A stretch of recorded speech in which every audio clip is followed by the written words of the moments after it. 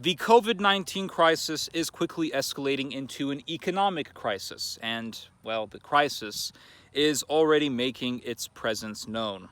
And this has been, after the virus itself, this has been the biggest point of discussion all over the world. And as I have said before, the coronavirus is like a giant nuclear explosion. The nuke goes off, the mushroom cloud ascends above the horizon, ascends above the clouds, and then once it has dissipated, you think to yourself, well, thank God that is over. When the reality is that the nightmare has really just began. It has just begun. Because then you have to deal with the impact. And the impact is like a giant sweeping broom, and it sweeps away everything in its path. And the impact is much more devastating than the mushroom cloud, than the initial explosion.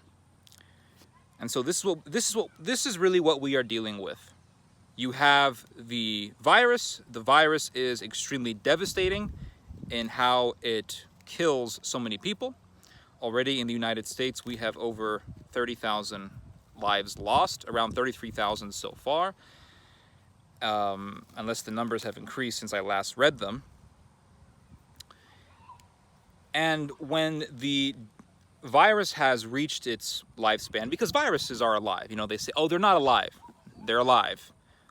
Once the virus has ended, once the virus has reached the end of its lifespan, then we have to deal with the economic effects. And we're going to think, oh my goodness, this economy, it's a nightmare, it's so devastating. And then after that, we have to deal with another wave of impact. And that other wave is the geopolitical effects of the economic crisis that escalates from the coronavirus. And this has been a major, major point of discussion in the United States and also in Europe. So let's get into that, because there has been some new information, some new details about this situation that has been published on the media just recently. I got a spider on my leg, good grief. I'm outside picking berries. Just recently, the Vice President of the European Central Bank, Luis Guindos, warned that the economic crisis that the EU is going to be facing will be worse than the economic crisis that is going to hit the overall global economy. Europe is going to be more impacted by this economic crisis than the global economy as a whole. So far, what they are projecting is that the global economy's GDP is going to contract by 3% GDP. It's going to go down 3% in its GDP. Luis Guindos, the Vice President of the European Central Bank, has said that with every month of quarantine lockdown, the EU's GDP is going to go down 3%. So the global economy is going to go down by 3%. The EU will go down, the EU's economy is going to go down 3% with every month of quarantine lockdown. So if you have a month and a half of quarantine lockdown, that's 5%. If you have 3 months, it's double that. And so the EU is going to be especially devastated by a recession. They are projecting that by the year 2021, there's going to be a recovery. But that is most likely going to be in the surplus countries of the EU. I'm talking Germany, the Netherlands, those Germanic countries that are very wealthy.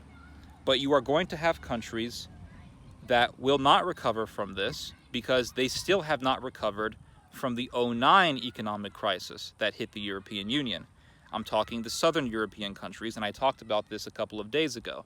Italy, Spain, and Greece, especially Greece. These countries are going to be the most devastated by this crisis. And isn't it interesting that Spain and Italy were the countries that were worst hit by the coronavirus? They had the highest loss of life than any other country in the Eurozone. And so with that tremendous loss of life, you are not only going to have economic diminishment, but you are also going to be facing a psychological depression, because you have the psychological impact of such a tremendous amount of death due to this virus. And then on top of that, you're going to have extremely high rates of unemployment, and you're also going to have the extremely high rate of insolvency that Italy has been suffering from for a long time now. Spain has been suffering a lot from this. I was in Spain in 2015, and you saw the depression. You could feel the economic depression. You could feel the psychological depression as well, because there was so much unemployment, and there's still so much unemployment there. People's wages are going to go down. People's wages are already going down.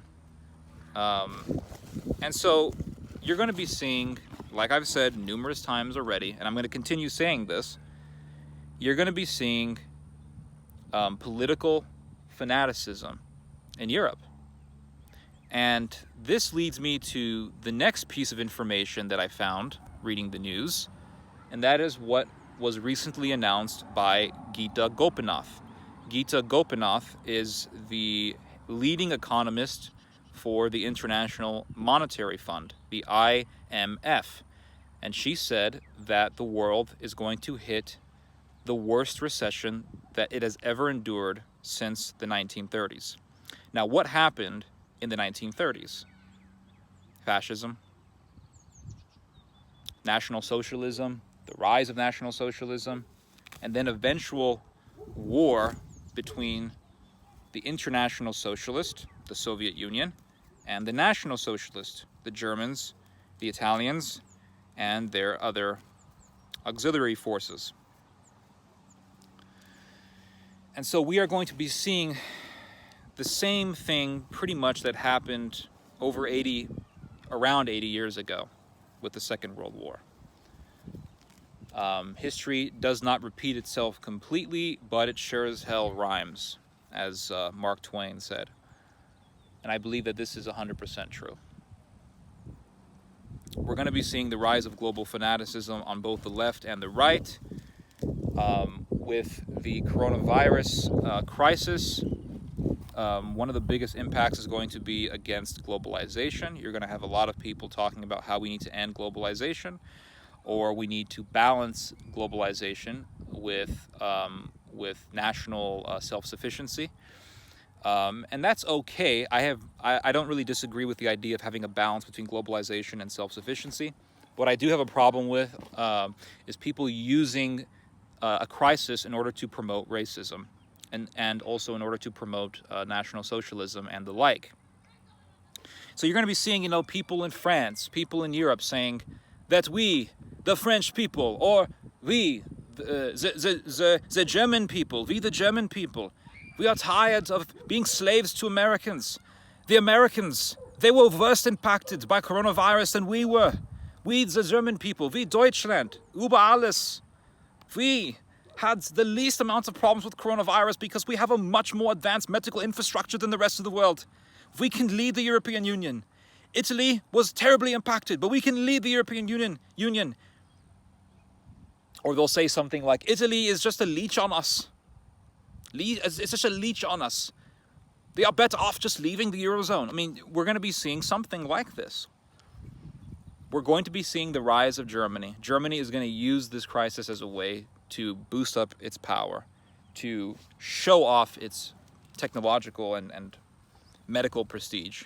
We all know about how much the Third Reich just loved talking about its medical advancement, and look at what that led to. People getting experimented on.